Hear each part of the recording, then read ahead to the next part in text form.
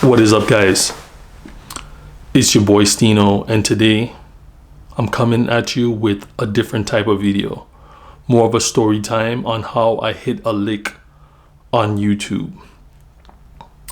How I was basically wanted by the YouTube police for infringing on their agreements with content creators. So this is how it all started. Back in 2012, well, let's go back. Back in 2009, I started a channel called The Bardist. And The Bardist was a channel that I created to show people how to cut hair. I was racking in anywhere from 100,000 to 150,000 views per month. And I was making about $300 to $600 a month.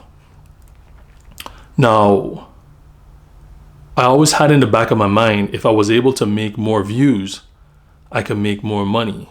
More views, more money. And I never really executed my plan because I didn't know what it is, how I should go about doing it. Now, let's fast forward to 2014. Between that time, I started a media company with my boy Tony. And around 2013, everything started to get rocky. 2014, it became more rockier. And finances was getting really short. And I started to work at Avis. Now, that led me into thinking about how could I create a passive income again, because my YouTube channel, The Bardist, was only making like $150 a month at a time, passive income. So I was like, more views, more money. Back in 2014, that's when the viral videos were taking place, like on Facebook, YouTube, Vine, all of these different platforms. And owning content and copywriting content wasn't a big deal back then, but it was still a big deal because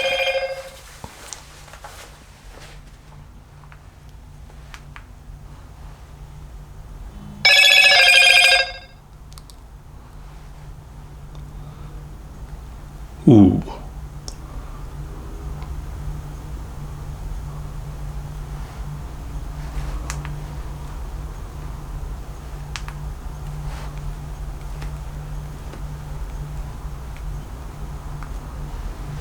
Yeah.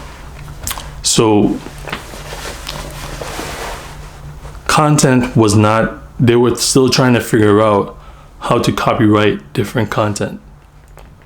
So one of the things that I did back in 2013 was I figured out that if I can find a viral video and recreate it and upload it to another channel, at the time I called the channel Vine Virals, I would take that content and I would compile it and I would make these videos. And there was this video that went super viral at the time. It was only one video on Facebook and Vine. And it was like, do it for the Vine. And I created a compilation of this video. And I uploaded it to my channel. The first day it got 10,000 views. The second day it got 20. The third day it just kept going from 10 to 20 to 50 to 100 to a million.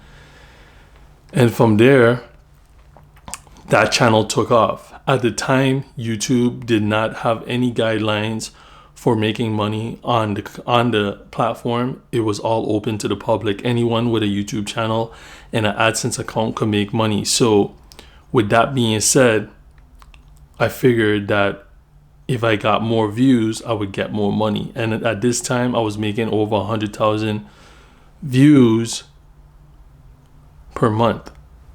And I started to make more money. I made over $2,000 in 2 months. And then I got deactivated for infringement on their policies, whether it was maybe too much explicit content, because explicit content on YouTube gets views. You know, content that makes people jump, content that makes people scared, content that's interesting. You know, people flag a lot of these types of videos. And I still wonder how a lot of these channels are still around, because I was part of the YouTube mob. When I realized that this was big money, I decided, you know what? If I could do this, if I can find videos on a daily basis and upload them, and my hustle was strong, I can make a lot of money. So that was in, I would say, 2014, summer of 2014. My account got deactivated, and then it got reactivated in February of 2015. And I started to go hard. I started to find content from every place: Facebook, Twitter, Instagram.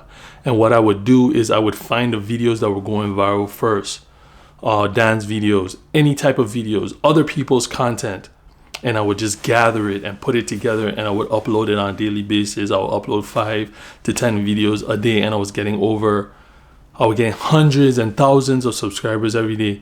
And I went from 100,000 views a month on my personal channel to 100,000 views a day on this channel, over sometimes even 200. And I was making over $300 to $400 a day. One day I even made $900. So my earnings went through the roof, like literally through the roof. The first month that I got reactivated, I made $300. The second month I made $6. Third month I made $2. Fourth month I made $6,000. And then I made $8,000 and kept going. It was a wild ride. And at the time, YouTube started to, I believe it was that year. That was the summer of 2015. The summer of 2015. You know, I was amped up because I realized that I didn't need to work my job anymore, so I quit. I was making over $300 a day. And they always say in life, when something really good happens, or this is what I notice, whenever something really good happens, something really bad is right there to test you. And yeah, something really bad was right there to test me. I had a breakup. And you know, I was super hyped because I've never had so much money in my account. I had like $12,000 in my PayPal. I had $15,000 here, $12,000 there, and I was traveling, fixing my teeth, doing different things that I never was able to do before. And I was making money without even having to work. All I was doing is finding challenges that were going viral, super viral. This is like the underworld of YouTube. I was part of it. I was part of actually creating that movement. I was part of, you know, developing that, you know. And there's a lot of channels out there that are still doing the same thing. And there's loopholes around it, you know, still at this moment. And yeah, like I eventually stopped making videos for almost a couple months. I was depressed, you know. But I realized that coming on to the next year, 2016, I wanted to go in strong. I wanted to go in, you know, with a purpose. So, you know, I ramped up my studio and I started to find videos and do it again. And throughout that whole process, throughout that whole year, you know, because I started in, I would say, let's just say I really started making money in May. To the following year, I made over $50,000, you know, compiling videos on YouTube, being part of the YouTube underbelly, being part of that crowd of, you know, channels that has no one behind it, but they're, you know, uploading massive amounts of content daily. But YouTube was started to crack down on these channels. Now, it got so crazy to the point where I was making like 1 million views a day. So my channels have had over 250 or close to 300,000 people subscribe to the channel. And then I was also making close to $10,000 a month plus.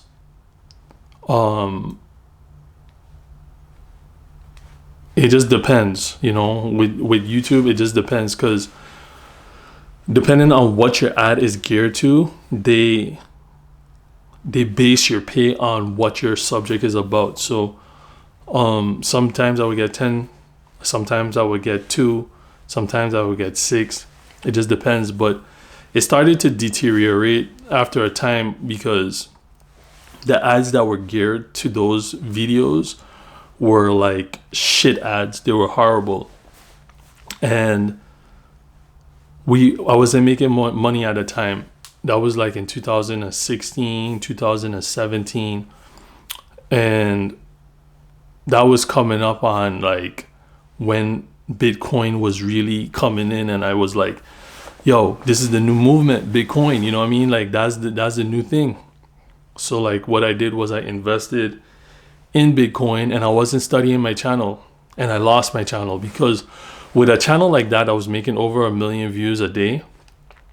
What happens is, you have to be on your channel 24/7, because people are striking your channel left and right, left and right, left and right. And, you have to be on top of it, because if you're not, I already know that my channel isn't following certain guidelines with YouTube. So if I do go into a space where my account is suspended and they have to actually manually check my account, they're going to actually delete my account. And that's exactly what happened. They deleted my account. But you may ask, what did I do with that money? So basically, I traveled the world for 2 years, and I have like content that I have never released, from me traveling Thailand, Amsterdam, Europe, different places all over the world, Taiwan, where else did I go? I went to a lot of Caribbean countries, and it was a wild ride, guys. What I was doing was I was thinking like, okay, well, I'm going to fund my new channel, which was my travel channel, which was this channel at the moment, which is this channel, Live Life. I would fund it, and I would go around the world showing people different parts of the world with the money that I was making on YouTube, the dirty money that I was making on YouTube. Guys, this is my story of being a YouTube content mob boss. And it's crazy because there's a bunch of content stealers out there that probably would never come out and say they, stole content. But at the time, I didn't think of it as stealing content.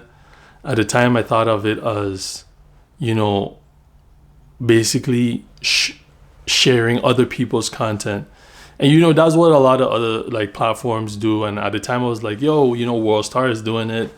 WorldStar is doing it. Different other, channels are doing it.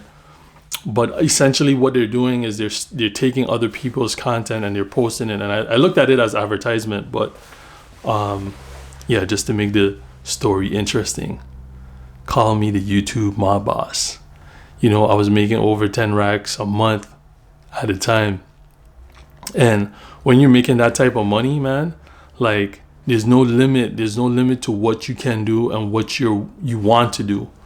You're making $300-$400 a day. I went back to the islands and I bought a scooter and I was just living the life and traveling the world. So I would say to you guys, if you're witty, if you are smart, if you know of different ways to make money, do it. But also know the repercussions, understand the repercussions behind that. Sometimes it'll cause you, your livelihood, it'll cause you your channel, it'll cause you, everything that you built up for, So with that being said, if you guys want to see any of my travel videos, I still have them. and I can upload them, and I have a lot of story times of how I travel the world and had different experiences and so much different things, man. I went all over the United States. I did a road trip around the United States that was nutty. It was amazing. So with that being said, this is my story.